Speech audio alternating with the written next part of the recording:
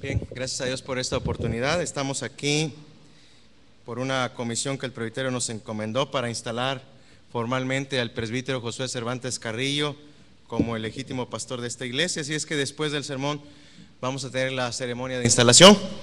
Pero quisiera que mantuviera su Biblia abierta en Filipenses 3 del 1 al 11 y tuviéramos unos minutos para reflexionar en ella. Era muy joven y era estudiante del seminario presbiteriano en Chiapas, un estado hermosísimo, ¿verdad? Y teníamos un maestro que había sido presidente de la respetable asamblea y había ocupado muchos cargos en la IPRAL y todas estas cosas que hay en la iglesia presbiteriana. Y era un hombre que viajaba mucho, había sido rector en un seminario en Washington. Era un tipazo, era buen maestro. Sin embargo, siempre nos decía algo como lo siguiente: esta clase, muchachos, o este sermón lo preparé mientras viajaba de Nueva York a Toronto. Todos nos quedamos así como, órale, ¿verdad? Y yo me volteaba y me acercaba a mi compañerito al lado y le murmuraba al oído: mira este orgulloso de su humildad. El orgullo es uno de las expresiones más terribles en la vida cristiana, uno de los ídolos más terribles de algunos creyentes. Pablo, en esta sección de la carta a los Filipenses, nos va a advertir contra este ídolo del corazón y nos va a mostrar las herramientas en el Evangelio para luchar en Cristo contra este ídolo terrible tan común en el corazón de muchos creyentes. Pablo ha enseñado en el capítulo 2 cómo Cristo nos ha modelado la humildad, y este es el fundamento para continuar ahora con este nuevo argumento. Note por favor: por lo demás, hermanos, gozaos en el Señor. Por favor, circule la palabra gozaos. Es un imperativo, es decir, Pablo asocia el alegrarse o el gozo no con una emoción, porque una emoción es algo de lo que yo no tengo control. Este alegrarse se refleja sin lugar a dudas en una actitud de un corazón transformado por Cristo. Sin embargo, siempre habrá quien quiera robar el gozo de nuestro corazón. Y entonces Pablo dirige nuestras vistas a las herramientas del Evangelio para no dejarnos robar y arrastrarnos por el ídolo del orgullo espiritual. Así que, siendo que en Cristo hemos sido redimidos en su sangre, nosotros debemos aprender a vivir con una actitud de gozo. Aprender a vivir con una actitud de gozo en Cristo implica, número uno, recordar que el gozo lo produce la obra de Cristo. Recordar que el gozo lo produce la obra de Cristo. Escuche, versos 2 y 3. Guardaos de los perros, guardaos de los malos obreros, guardaos de los mutiladores del cuerpo, porque nosotros somos la circuncisión, los que en espíritu servimos a Dios y nos gloriamos en Cristo Jesús, no teniendo confianza en la carne. No hay duda que cuando Pablo anima a tener una actitud de gozo, es porque esta actitud debe ser consistente y representar nuestra respuesta bíblica al conflicto. Si usted lee con mucho cuidado toda la carta a los Filipenses, va a encontrar, ¿sabe usted que la carta a los Filipenses es denominada por los estudiosos como la carta del gozo? Sin embargo, la carta a los Filipenses está escrita en tanto Pablo está preso, en tanto Pablo ha sido encarcelado a causa del Evangelio. Ahí en la cárcel surge por obra del Espíritu Santo a través de este hombre la carta del gozo en medio del conflicto. Si usted revisa y lee toda la carta y se dedica a subrayar la palabra gozo o alegría o sus derivados, siempre va a encontrar que esta palabra está pronunciada en un contexto de conflicto o dificultad. Por lo tanto, Pablo utiliza, al abordar este asunto de cómo a veces el orgullo espiritual nos roba este gozo de Cristo, con dureza. Habla de estas personas con un lenguaje duro y áspero en contra de estos falsos maestros de la fe. Pablo no se anda con contemplaciones, no es diplomático, no es tolerante. Usted sabe que vivimos en una sociedad posmoderna y uno de los grandes estandartes del posmodernismo es la tolerancia. Un mundo donde se dice toda verdad es relativa y se nos pide que seamos tolerantes, es decir, que cada persona es libre y tiene el derecho de cualquier cosa en tanto esa cosa no intervenga con la mía. Sin embargo, se dice y se grita a los cuatro vientos: debemos de ser tolerantes. Y entonces cuando un creyente en Jesucristo dice: yo creo que la Biblia es la sola palabra de Dios, la única norma de fe y conducta, y entonces vienen los señalamientos: intolerantes, retrógradas. Y entonces, ¿dónde está el estandarte de la tolerancia? ¿Se dan cuenta cómo es una incongruencia? Sin embargo, es esto lo que provoca muchos de los desaguisados y de la decadencia de esta sociedad posmoderna en la que nos encontramos. Y aquí es donde hemos sido llamados a predicar la palabra. Escuche lo que dice Pablo: cuídense de los perros, cuídense de los que hacen el mal, cuídense de los que mutilan el cuerpo. Imagínense Pablo teniendo un programa de televisión y diciéndole a la iglesia: cuídense de los perros, cuídense de los que mutilan el cuerpo, cuídense de los que hacen el mal. Seguramente le hicieran su programa. Es decir, si tú no aplaudes como yo, si tú no cantas como yo, si tú no crees como yo, si tú no eres puntual como yo, si tú no lees como yo, si tú no vives como yo, orgulloso de su propia humildad. Cuidado, Pablo es radical. No se debe ni se puede tolerar la falsa doctrina. Y la falsa doctrina, tiene como propósito alejar nuestros ojos de Cristo y llevarlos para que dejemos nuestra centralidad de Cristo y su evangelio y la pongamos en nosotros. Es notable que Pablo lleve este asunto al terreno de la adoración. Es claro que cuando Dios no es glorificado, exaltado y magnificado, entonces hay un ídolo que es exaltado, glorificado y magnificado. Note la contundencia del argumento de Pablo: porque la circuncisión somos nosotros, los que por medio del Espíritu de Dios adoramos.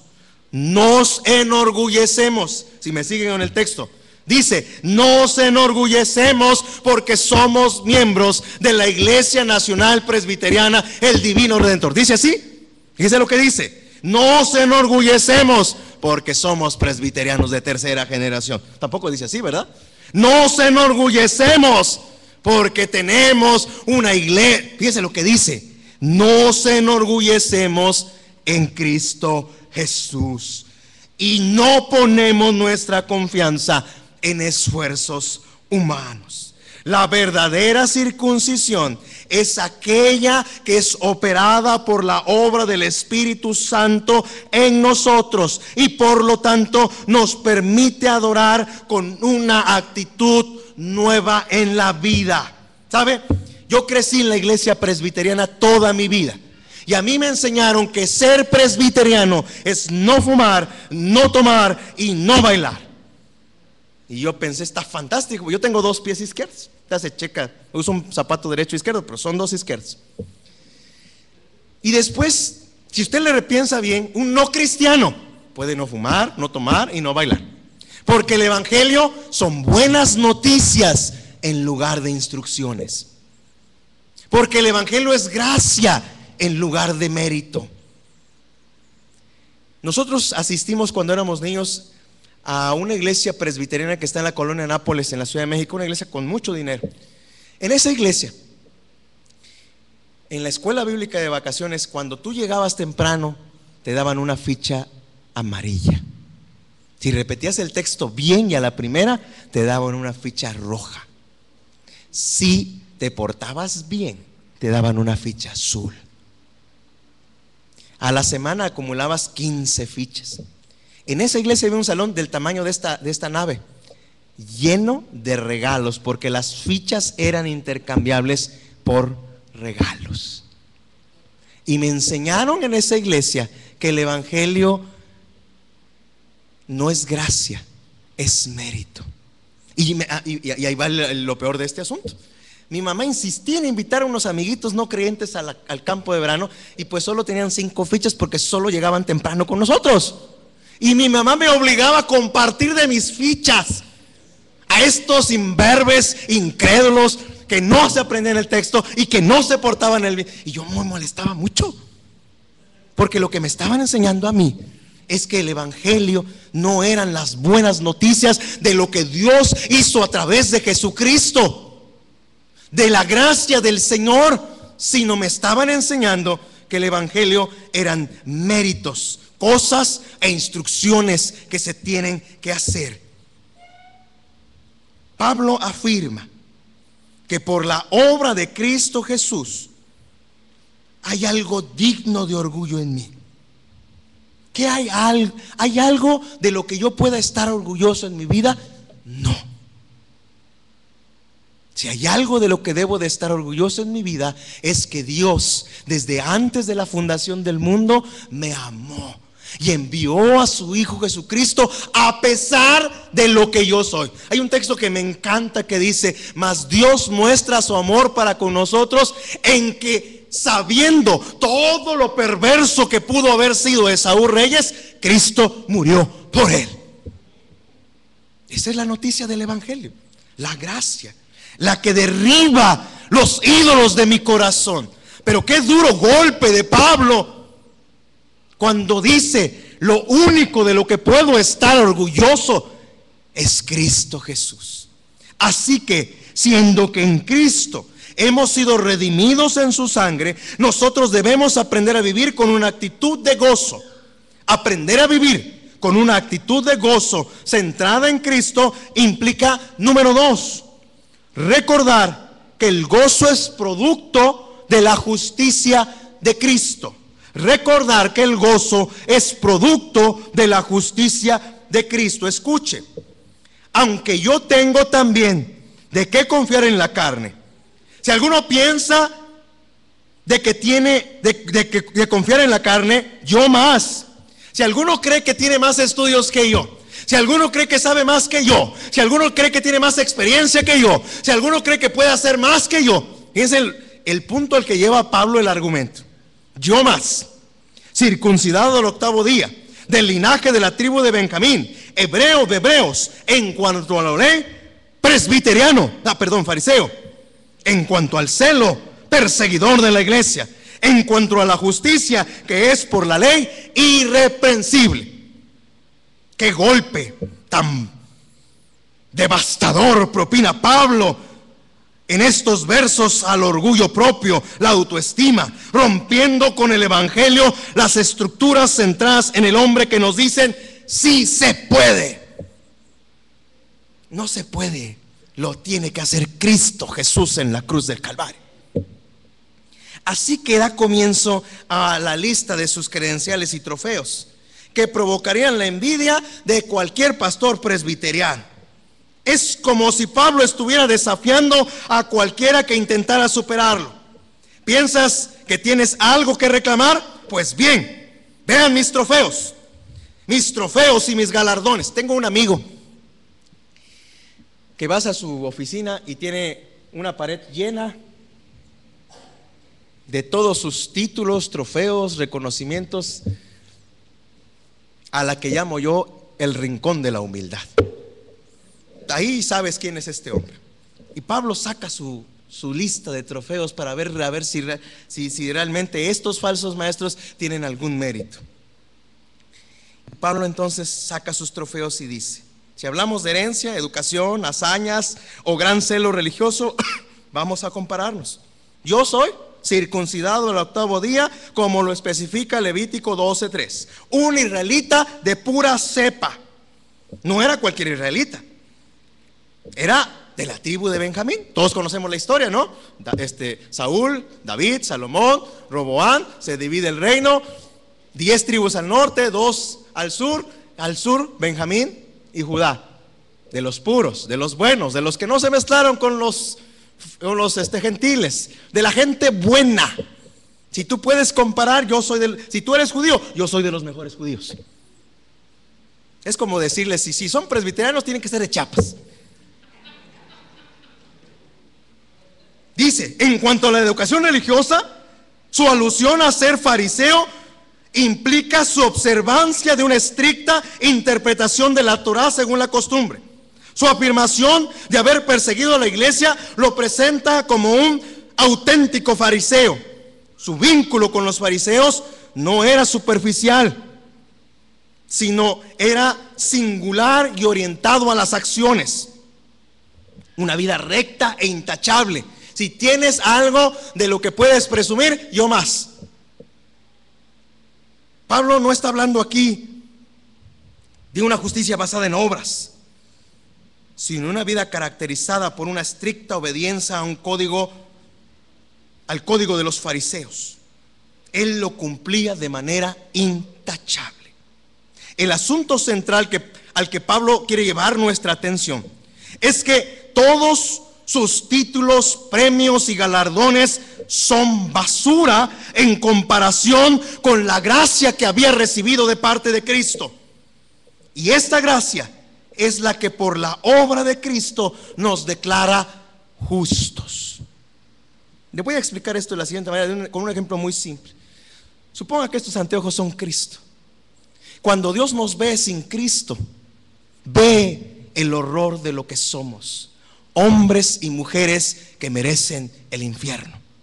Pero cuando Dios nos ve con la justicia de Cristo, lo que ve son hombres a los que se les ha imputado la justicia de Cristo, justos, que si mueren hoy, irán al cielo por el único mérito de Cristo Jesús. Hay un escritor, uno de los padres de la iglesia, Tertuliano. Él decía que así como Cristo fue crucificado en medio de dos ladrones, existen dos ladrones del evangelio: la religión y la irreligión. Con religión, si tú sigues las reglas, te salvas. Con irreligión, tú te conviertes en tu propio Dios y sigues tus propias reglas. Pero las dos se alejan de Cristo, y a veces las dos se meten a la iglesia para dar orgullo a las personas. No es mi justicia, es la justicia de Cristo la que produce gozo, el gozo que Dios ha otorgado por mi redención. No hay fuerza, logro o mérito humano que pueda traer verdadera paz y actitud de gozo en medio de la tempestad y el dolor. Hace unos meses hicimos un viaje misionero a la ciudad de Estados Unidos. Y cuando compartía con las iglesias en Estados Unidos que íbamos a Monterrey, ahorita les voy a contar algunos, aprovechando aquí el asunto.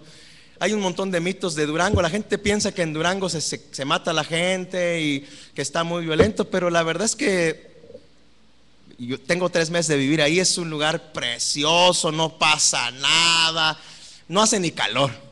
Es un lugar fantástico. Son muy católicos, ahí es perfecto, ¿verdad? Pero esos mitos que la gente, oye, ¿por qué te vas a una ciudad más violenta que Monterrey? Porque eso es lo que todo el mundo me decía.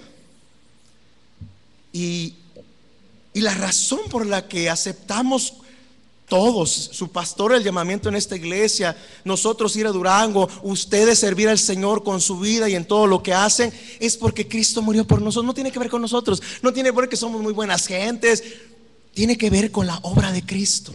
Tiene que ver con que Dios ha puesto una pasión por las almas perdidas a raíz de lo que Él hizo por nosotros. No hay razón en el corazón del hombre razón más poderosa que el gozo que Cristo pone por la redención. Así que, siendo que en Cristo hemos sido redimidos en su sangre, nosotros debemos aprender a vivir con una actitud de gozo. Aprender a vivir con una actitud de gozo centrada en Cristo implica, número 3, recordar que el gozo es mérito de Cristo. Recordar que el gozo es mérito de Cristo. Escuche, versos 7 al 11. Pero cuantas cosas me eran para mi ganancia, las he estimado como pérdida por amor de Cristo. Y ciertamente aún estimo todas las cosas como pérdida por la excelencia del conocimiento de Cristo Jesús, mi Señor, por amor del cual lo he perdido todo y lo tengo por basura para ganar a Cristo y ser hallado en Él, no teniendo mi propia justicia que es por la ley, sino la que es por la fe de Cristo Jesús. La justicia de Dios, que es la justicia de Dios por la fe, a fin de conocerle a Él y el poder de su resurrección y la participación de sus padecimientos, llegando a ser semejante a Él en su muerte, si en alguna manera llegase a la resurrección de entre los muertos. Qué duras palabras para el orgullo religioso. Considera todas las cosas como pérdida. Este es el siguiente paso en lo que en derribar, el último puntapié para derribar el ídolo del corazón. Es decir, todos estos títulos los tiramos a la basura. No sirven de nada si no están centrados en la obra de Jesucristo. Mira los trofeos. Y Pablo dice, si alguien tiene más trofeos que yo, aquí están mis trofeos. Todos estos trofeos no sirven absolutamente para nada. Y aquí está la clave para entender cómo es posible ver como pérdida todo. Y la clave es cuando la gracia de Cristo nos ha alcanzado. Es impresionante escuchar a los cristianos cuando están enfermos, cuando tienen problemas financieros, cuando las cosas no salen como las planearon, y escuchar a los cristianos darle la gloria a Dios. Fíjese, esto pasa hasta en las iglesias. Cuando alguien tiene un problema, siempre pregunta ¿por qué a mí? Y nosotros salimos diciéndole, no, la pregunta equivocada es ¿por qué a mí? Deberías de preguntar ¿cuál es el propósito de Dios? Y Pablo argumentaría, no, tampoco. Pablo diría, ¿cómo puedo dar la gloria a Dios en este conflicto? Y va más profundo todavía, porque el punto de Pablo aquí es ¿cómo puedo reconocer la gloria de Dios en esta circunstancia? Y la vida de muchos cristianos en nuestras iglesias refleja precisamente eso. Cómo la gente no creyente ve a los cristianos y se le cruzan los cables, porque no puede entender cómo es posible que le den la gloria a Dios en medio del dolor, en medio de la angustia y la desesperación. Hay un hermoso libro que explica esto, para que usted lo lea, que se llama Confiando en Dios aunque la vida duele, y lo puede comprar en cualquier librería, y el autor profundiza cómo Dios es soberano, cómo Dios es bueno y cómo Dios mete su mano en la historia en favor de nosotros. Pero continúo. Cuando Pablo dice que todo lo cuenta como pérdida, todavía considera esas cosas como valiosas. Sencillamente toma la decisión de no aferrarse a esas cosas valiosas, en lugar de ello las cambia por Cristo. Note la fuerte declaración paulina. Es más, todo lo considero pérdida por la razón del incomparable valor de conocer a Cristo Jesús, mi Señor. Por Él lo he perdido todo y lo tengo por estiércol a fin de ganar a Cristo. Es claro que Pablo, cuando afirma no quiero mi propia justicia se vuelve un ídolo contra mí, que me aleja de Cristo. Mi propia justicia ciega mi corazón a las verdades poderosas de las Escrituras. Para Pablo es muy claro, la verdadera justicia es aquella que tiene su mérito en la obra de Cristo. Pablo afirma, sino que se obtiene mediante la fe en Cristo, la justicia que procede de Dios basada en la fe. Es indudable que este es el golpe final. No hay duda que destruye brutalmente el orgullo de esos falsos maestros.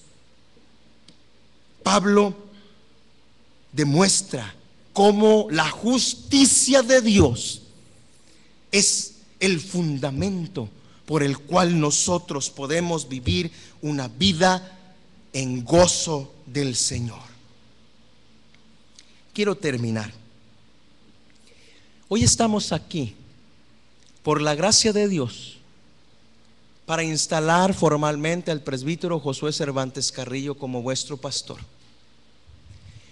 Y tenemos que reconocer cómo Dios ha obrado en la vida del pastor, cómo el pastor ha descansado en Cristo.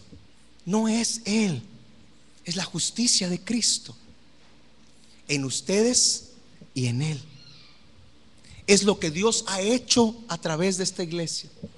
Como presbiterio, oramos por la vida de esta iglesia, amamos a esta iglesia y nos sentimos privilegiados de poder participar con ustedes en este acto solemne.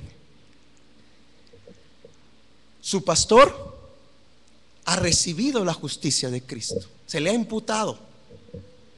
No es su justicia la que hay que seguir como ejemplo, sino la justicia de Cristo en él.